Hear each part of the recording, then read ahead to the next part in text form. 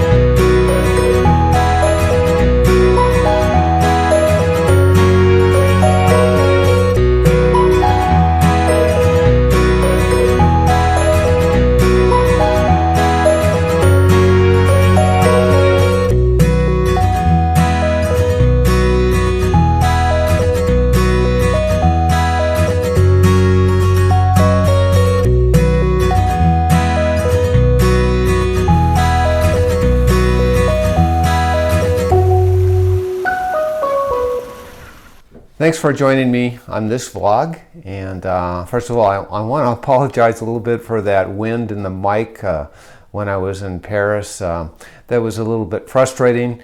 It was gorgeous weather except for the wind, and of course that affected the mic, and my mic can't handle that. But on to the beautiful Impressionist gallery that we visited. You saw some of the paintings that I really enjoyed, especially those that gave a little glimpse of Paris at that time. And this is the ink line finished sketch that I did when we were in of an area of Paris that we were in. And I chose this because it really does typify this older section of Paris that we really enjoyed. And anyway, I want to give that Impressionist feeling to both the sketch and then also in the color rendition that I'm going to be doing in this vlog. And I tell you, one of the Impressionist artists that I really was inspired by was Seurat. And Seurat practiced using a lot of little dots close together, and the dots may have been, of course, different colors, but together they made like that effect that he wanted, not only with the texture, but also with the final effect of the final color, because once you put a couple of dots together, it gives another effect of color at a distance. The interplay with those colors. So what I did, first of all, in order to achieve this effect that I wanted, like many of the other pieces I've done, I started with the Inkline sketch and I reduced it down onto an overhead transparency, as you see here.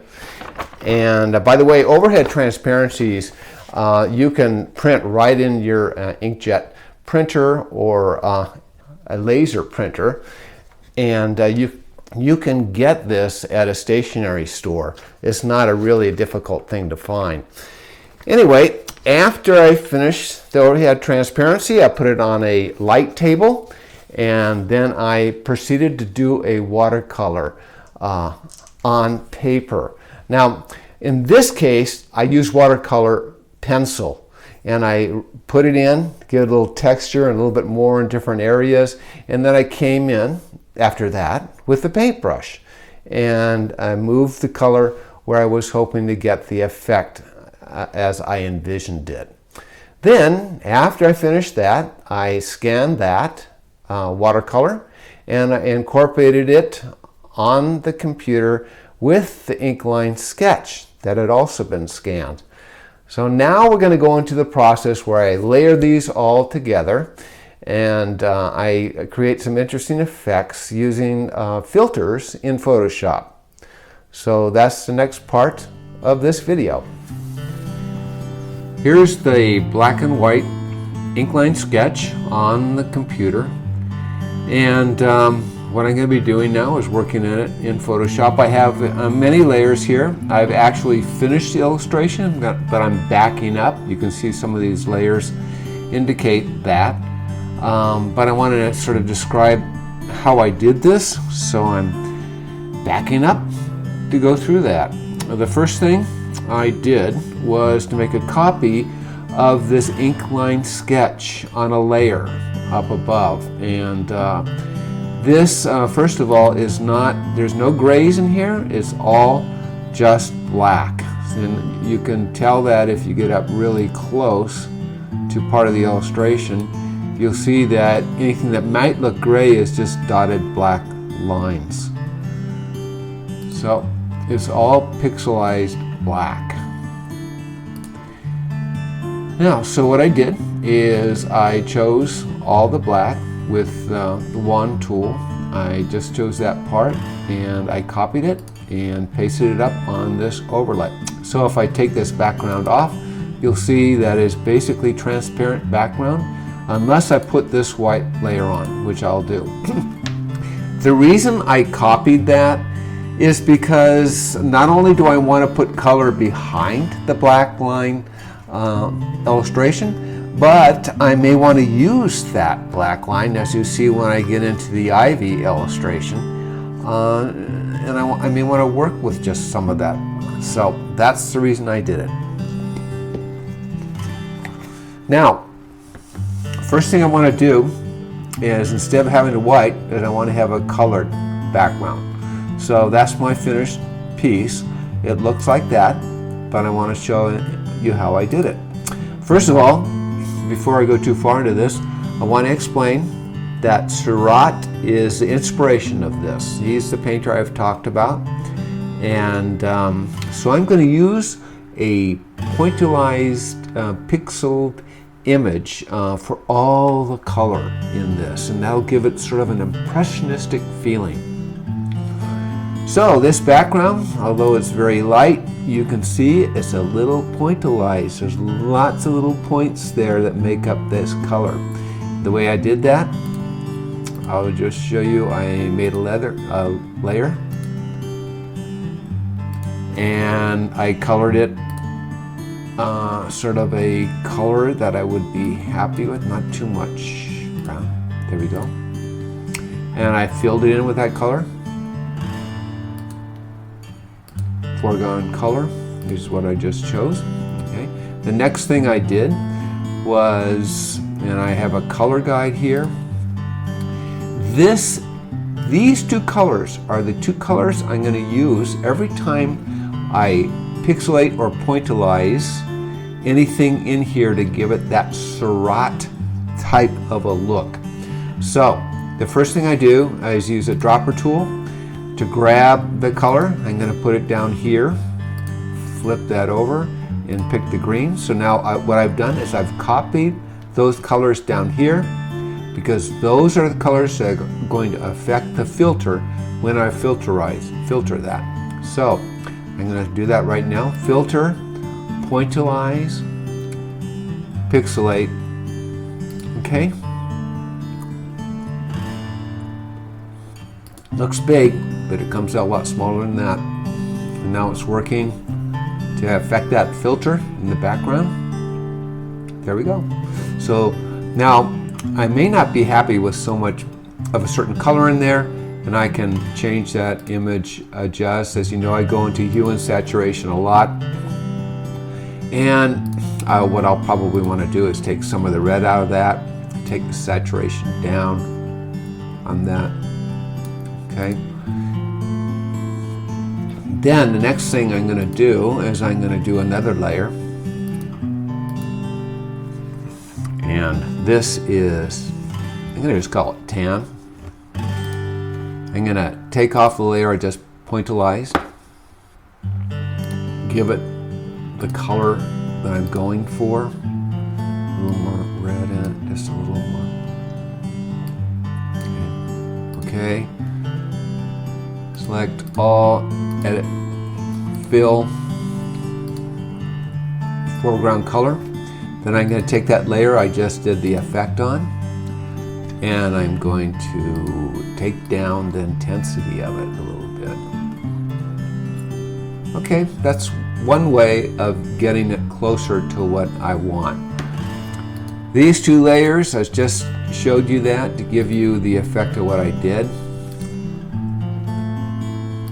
This is the actual background that I chose. That's the background finished, and it's 70%. And I can even lower that down or up depending on what I want it as a finished effect. We'll leave it there. Next thing I did was I dropped in, oh, by the way, I'm going to leave this color guide on there just so every time I want to get these colors back to the original filter, pixelate, pointillize, I have no problem. I just use a dropper tool and I get them back by using a layer with that. I can take the layer off anytime. So the next thing I did is I dropped the color in there. Now, the color pencil and the watercolor, you know, the water moving it around, gave me pretty much the effect I want, but of course not the finished piece. So this is too pink. I want it to be a richer red, almost more of a maroon. One way you can do that is you can duplicate the layer and then hit that on a new one on multiply, and it'll give you that richer red, but still that's not getting, it's a little too blemishy like, so I'm not going to do it that way. So I'm going to delete what I just did. And what I'm going to do is I'm going to use what you might call as a red push. Move that down there. I'm going to intensify the red. I'm going to push it up. So I already have a path chosen. When I say chosen, I mean I've already got it drawn in. And as you can see now, it's selected with all those little white ants running around. Now I'm going to choose a red. Then I want to fill on this red push. It's already set at multiply. So, and that's what I want to do. I want to increase the red in there. That's maybe too much. We'll see. Edit, fill, foreground color. It is too much. Image, adjust, hue and saturation. Let's go this way and see if we can affect this. Take some of the saturation out, take some of the lightness up. That's getting closer to what I'm hoping for. I can take this. Okay, let's leave it there.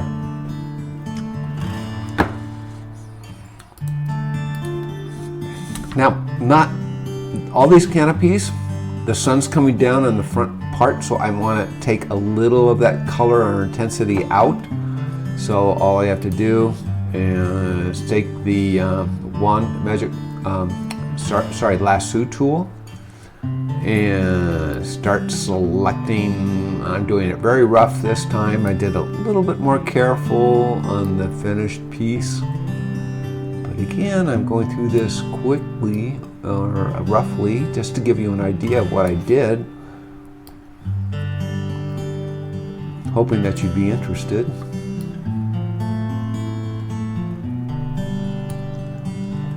Getting close here to the last one. I'm going to take a little off from the top of those canopies. And I'm only selecting that red area on that red push. And now, you know that it's still selected. I'm just going to take the viewing of that off. So you don't see it, but it's still selected. And then what I'm going to do is I'm going to take the eraser tool, and I have it set very lightly, not 100%, and it's very big, obviously. So I'm just going to go in there and take a little off. See how it's lightening up? A little more as you go in the distance. Okay, so that's the direction I was hoping to go.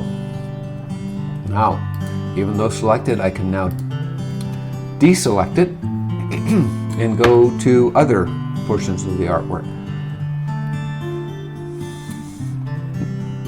Now, the next thing I want to do is, oh, by the way, I do want to show you what the original, what I want to do, I went ahead of myself, is what I did is I pointillized this illustration. I can do it for you right now, but this is the original one. Let me do it, and then I'll drop this down so you can see what it turned out like. But, okay, so I'm going to pretty much copy that layer of the original watercolor like I did before, but this time I'm not going to multiply it. Duplicate layer. Okay, and this is the one that I'm going to pixelate. This is the original watercolor pixelate pointillized. So first of all, I got to get these colors correct. So the dropper tool, again, the forward color is going to be put into the back, and that's the top color. Then I go filter, pixelate, pointillize, and I have the setting at 40. I wrote that down here. And that's what it's doing, setting at 40.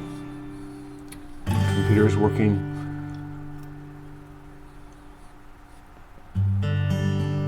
Okay, so there we go. There's the pixelation of that. You can see how it affected all the colors and the greens and the reds.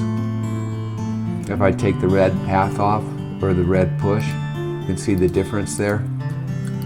Too pinky. So that multiplication of that red helped.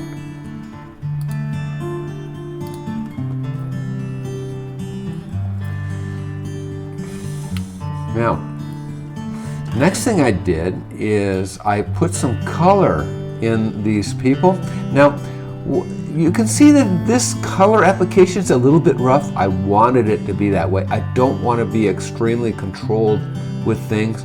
So, when I did the color, for example, on these two guys standing there, I wanted that not to be too overly controlled. So I'm going to do a new layer just to show you basically what I did. I chose a color, like for this guy's scarf.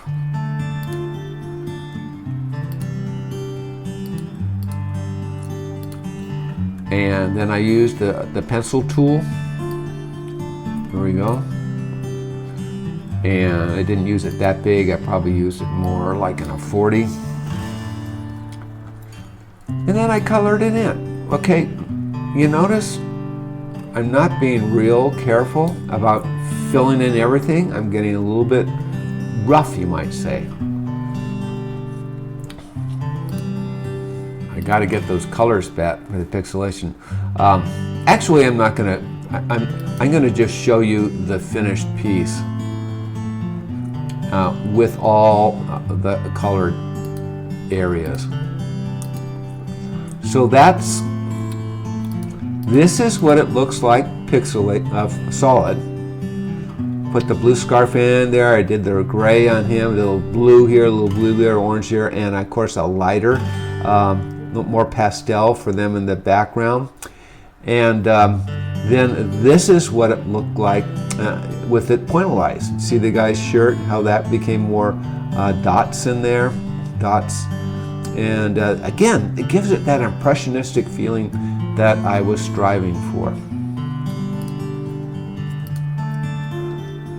So I filled in color on these women back here, on that, in the background of the windows. I turn it off and on again, just so you can see where I put the color in. See? Even up on the lamp, up here, I put some color and I pointillized it, or pixel. It's hard to tell what to call that, but let's call it pixelate pointillized. Now, with regards to the roses, all these bushes are rose bushes, rose vines. They were beautiful, and of course they were red to go along with the building. So I'm going to show you how I accomplished this. I made a layer, and this is where the black pixel line image comes in real handy. I'm going to use the wand tool, and I have it set a tolerance of 1, and I am just going to pick the areas in. Oops, I did the wrong one. Now, I have to have this on for this work. I'm holding down the shift key so I can grab these red roses.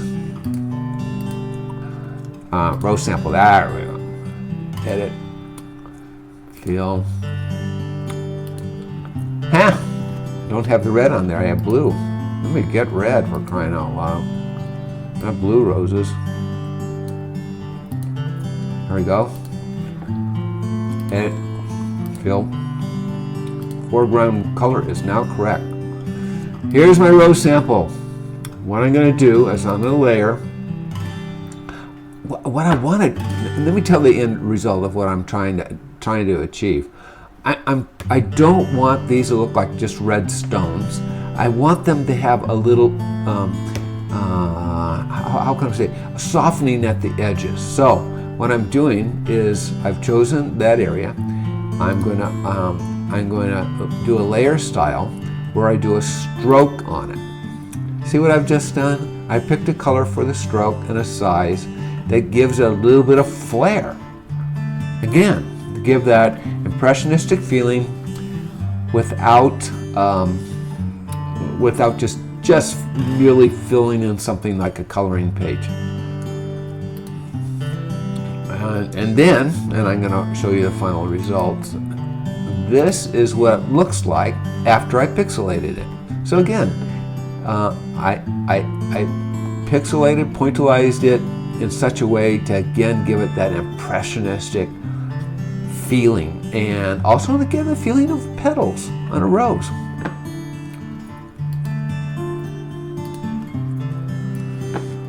Now, with regards to ivy, ivy is very black. I need to get some color in there. So I want to show you what I did to get the color into this ivy. And I'm just gonna pick like this area right here. And again, I'm going to use the black pixel line artwork to choose what I'm going to be doing. And I'm going to zoom in on this so you can get a better idea. Okay,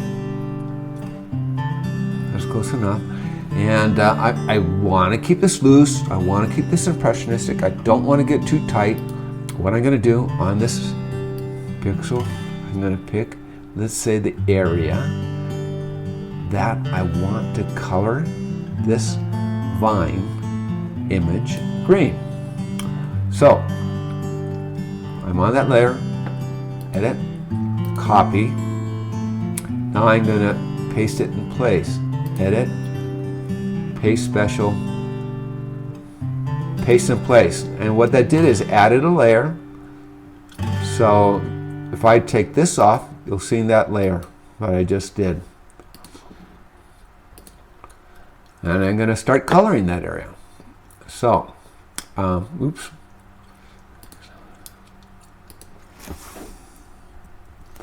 I selected that area. You see it's selected with the little dots. I don't want to view that because it's distracting. So I'm taking that viewing off. Show, I don't want to show selected edge. Then I'm going to choose a green.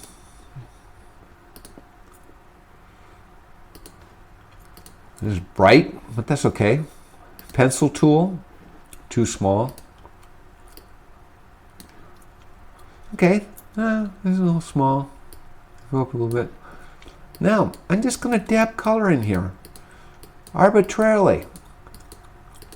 Once again, I'm not. This is impressionistic. This is not.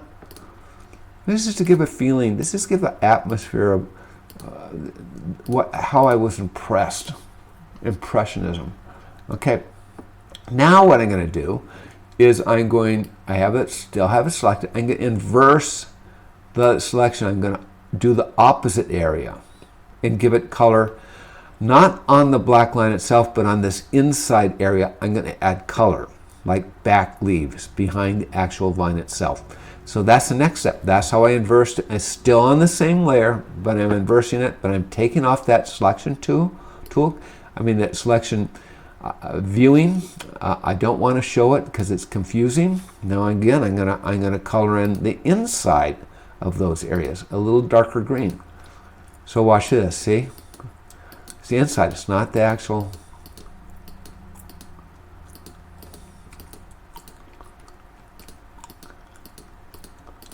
Okay.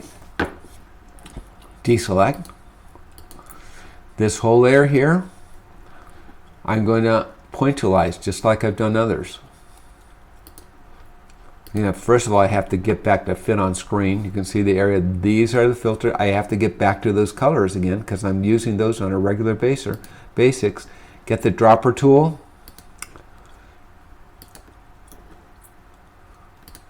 There's my two colors. And I'm going to pointillize that layers. Filter, pixelate, pointillize. And then we'll get up close again so you can see what happened. There you go. So that is impressionistic. It's a little rough. Of course, I meant it to be rough. But you can see the pointillization on the lamp, on the canopy, on the roses. We're getting there. We're getting to where now that was just a sample. So I'm gonna throw that away, delete layer. But this is the Ivy final. That's actually what the real thing looked like, and we'll view it a bit on screen. That's what it looks like. That's what it with it off. That's with it on. So you can see it adds a lot of green there. It makes it look much more appropriate for what it was. Works great on just a black and white line drawing, but it doesn't work unless you add color to it on this. So I've gotten the red closer to what I want on the buildings. I got the color more where I want it on this, and the canopies. This building wall went straight up, then it went back. This wall, there's a roof here, but I want to give a little bit of a tint of shading here. So this is what I did. I'm going to go through it real fast. It was pretty simple. Made a path, made a selection of that path, on that layer. I'm going to delete that right now so you can see what I did. So it's off now. But that shading layer is on multiply. I developed a light tan that I was pleased with. And then I use the paintbrush tool, really big, at a low, very low painting, and that's what I did. I just used that brush on it. So that's what it looks like. And we can take that off. And I can show you pretty much what I finished the work with.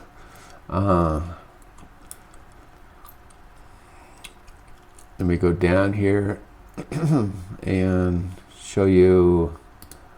This is the actual finished, pretty much finished work. I've done things here. I added afterwards that I may adjust a little bit, but that's what the printout, that's what it pretty much looks like before I took it to print. You can see I added a little stronger red. I added a little bit more green in the ivy and the rose bush. A little more detail in some of the signs.